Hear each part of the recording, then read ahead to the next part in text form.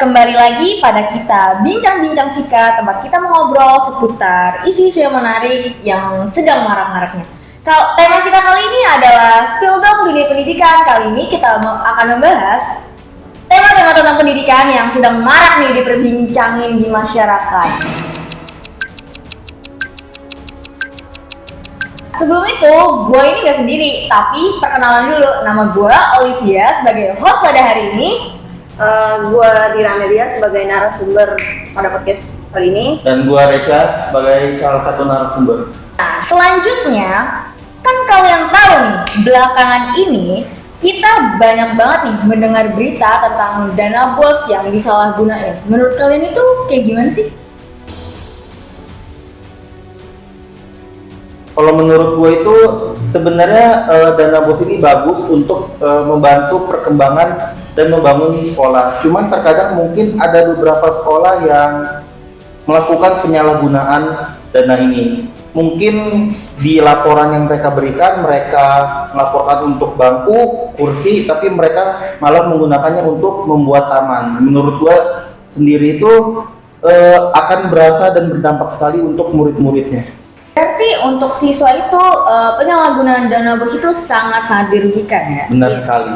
Menarik sekali ya pendapatnya, karena banyak yang kita dengar di berbagai sekolah maupun negeri atau swasta yang mendapatkan dana BOS dari pemerintah itu banyak. Walaupun dana BOS sudah turun, tetapi fasilitas di sekolah mereka itu kurang kan? Iya benar. Kalau gue sih mungkin lebih ke dengar beritanya ya. Jadi ada salah satu sekolah di sekitar rumah gue ini yang dimana mereka itu melakukan penyalahgunaan dana BOS. Untuk lebih rincinya penyalahgunaannya itu untuk apa itu emang gue kurang tahu. Tapi itu beritanya sudah cukup ramai di sekitar perumahan ini. Berarti penyalahgunaan dana BOS ini tuh benar-benar sudah menjadi rahasia umum bagi setiap sekolahan ya teman-teman. Nah, selain itu, permasalahan dana BOS itu bukan permasalahan satu-satunya loh teman-teman. Sekarang itu juga lagi banyak maraknya kurikulum Merdeka itu menggantikan kurikulum 13 yang secara nggak langsung kurikulum 13 itu lebih efektif untuk pembelajaran daripada kurikulum Merdeka. Menurut kalian itu, pendapat kalian itu bagaimana sih tentang kurikulum Merdeka dan kurikulum 13? Coba Mas Ray dari Kalau menurut gua ya, untuk kurikulum Merdeka ini sebenarnya bagusnya itu adalah pemilihan mata pelajarannya. Jadi murid itu bisa melihat kemana dia mau, arahnya ini mau kemana. Jadi karena kan udah dibagi-bagikan, kayak misalkan contohnya gua kan juga dapat kurikulum Merdeka nih. Jadi gue itu ngambilnya itu geografi, sosiologi, ekonomi, dan informatika lanjutan. Jadi yang dimana itu menurut gue siswa jadi lebih gampang untuk memilih biar daripada kurikulum K13 ya kan.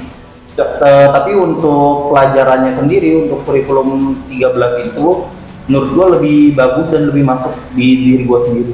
Kalau dari Mbak Dira?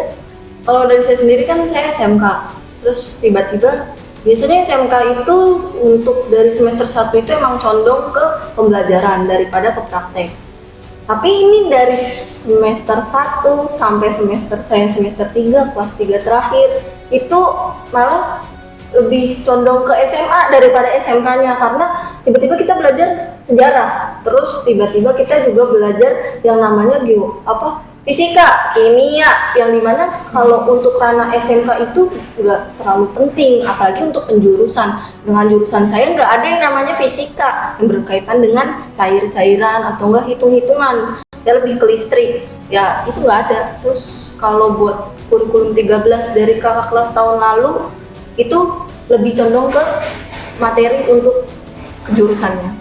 Berarti setiap kurikulum itu memiliki keunggulan dan kekurangan yang dirasakan kedua narasumber kita pada saat hari ini. Selain kurikulum yang jadi bermasalah, banyak juga masyarakat yang keberatan akan seragam yang dilakukan oleh pihak sekolah yang terlalu menuntut ke anak murid. Menurut kalian, seragam di sekolah itu penting atau tidak? Sebenarnya sih dikatakan penting juga ya penting, tapi kadang ada oknum dari pihak sekolah sendiri itu yang bilang suruh beli baju. Contohnya saya sendiri, saya udah mau kelas 3 pas itu, terus tiba-tiba gue disuruh beli baju batik, dimana itu adik kelas bawahnya. Sedangkan dulu pas SMK itu nggak ada batik, adanya cuma merpak. Terus tiba-tiba disuruh beli batiknya dengan harga 180.000, dimana itu udah mau 3 bulan lagi sebelum lulus suruh beli. Kalau nggak beli kita diancam nggak boleh ikut saat ujian. Wow, berarti ada ancaman tersendiri ya. Kalau Mas Raisya sendiri? Kalau untuk gue pribadi jujur, kalau gue kan SMA swasta ya, jadi kami itu cukup beli baju sekali di kelas 10 itu bisa sampai kelas 12 sampai lulus. Jadi tergantung dari kami, apakah kami merasa seragam kami ini masih bagus untuk dipakai terus, atau kami ingin mengganti, kami bisa melakukan pilihan sendiri. Oke, berarti seragam itu lumayan penting ya. Iya. Selain untuk menjaga kerapihan, dan itu juga melatih kedisiplinan murid. Ngomong-ngomong soal seragam nih yang udah ngeluarin biaya banyak lah ya. Selain itu tuh banyak juga nih sekolah-sekolah negeri ataupun swasta yang, kalau swasta sih menurut saya wajar ya, kalau mengenakan SPP. Nah, Ya, tapi kalau sekolah negeri itu mungkin rada aneh ya SPP, soalnya kan yang kita tahu negeri itu harusnya tanggung jawabnya dana bos dan pemerintah, yang dimana difasilitasi sekolah tersebut itu gratis. Nah, pendapat kalian bagaimana nih sekolah negeri itu yang dikenakan SPP, uang gedung dan lain-lain? Dari siapa dulu boleh menjawab?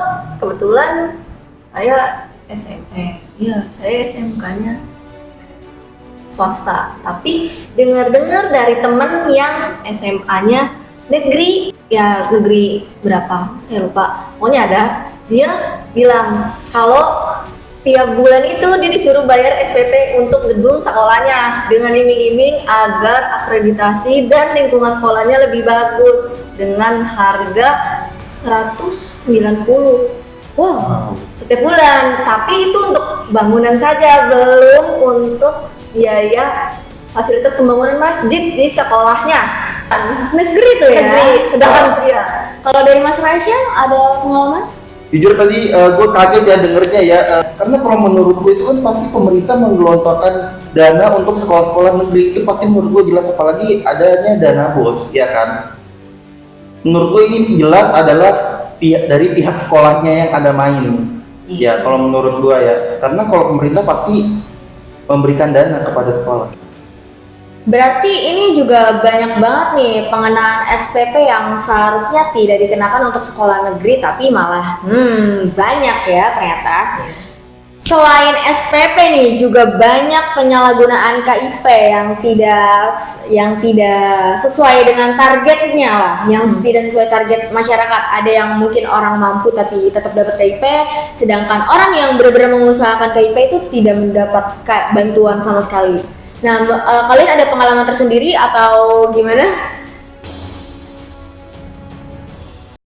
Kalau untuk pengalaman sendiri sih mungkin nggak ada, tapi menurut gue ini suatu hal yang menurut gue itu bagus sebenarnya. Ini tuh program yang bagus karena dapat membantu mungkin orang-orang yang kurang mampu, ya kan. Tapi yang harus diperhatikan adalah targetnya. Terkadang emang ada beberapa mungkin masyarakat yang sedikit bandel, ya kan, mereka memalsukan identitas mereka yang mungkin mereka secara ekonomi mampu untuk membayar kehidupan sehari-hari, untuk kehidupan anaknya sekolah mampu, tapi mereka memalsukan data agar mendapat KIP.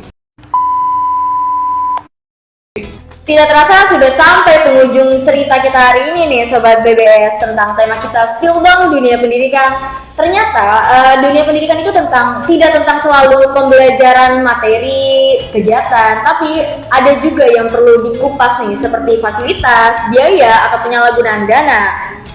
Dan terima kasih kepada kedua narasumber nih udah berbagi pengalaman, berbagi cerita, dan mau menjawab pertanyaan yang tadi udah gue tanyain satu-satu. Sebelum itu, saya pamit undur diri sebagai host hari ini. Saya Olivia. Saya Dira Amelia. Gua Raisya. Kami pamit undur diri. Terima kasih.